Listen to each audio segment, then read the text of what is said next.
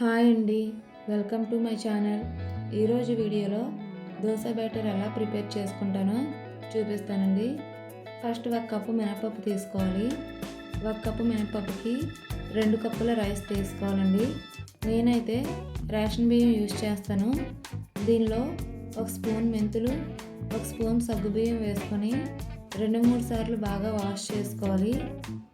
తర్వాత తగినన్ని నీళ్లు పోసుకొని ఒక 5-6 గంటల వరకు నానబెట్టుకోవాలండి. మనం మిక్సీ పట్టుకునే అరగంట ముందు ఒక పావు కప్పు అటుకులు తీసుకొని వీటిని కూడా 2-3 సార్లు బాగా వాష్ చేసుకొని అరగంట వరకు నానబెట్టుకోవాలండి. 5 అవర్స్ తర్వాత మనం నానబెట్టుకున్నవన్నీ కొంచెం కొంచెం తీసుకుంటూ కొంచెం నీళ్లు పోసుకొని మెత్తగా మిక్సీ పట్టుకోవాలండి.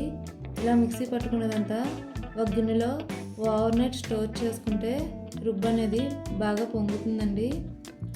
నెక్స్ట్ డే దోశలు వేసుకునేటప్పుడు రుచికి సరిపడా సాల్ట్ వేసుకొని బాగా కలుపుకొని దోశలు వేసుకోవాలండి.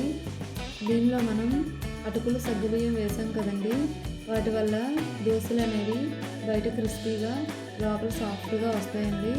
మనం సాల్ట్ వేసుకునేటప్పుడు కొంచెం షుగర్ కూడా వేసుకోవచ్చండి. షుగర్ వేసుకోవడం వల్ల దోశలు అనేవి ఎర్రగా కాలుతాయండి. చూసారు కదండి దోశలు ఎంత ఎర్రగా కాలాయో. మీకు కనుక నా వీడియో నచ్చినట్టయితే లైక్ చేయండి, షేర్ చేయండి. మరిన్ని వీడియోస్ కోసం నా ఛానల్ని సబ్స్క్రైబ్ చేసుకోండి.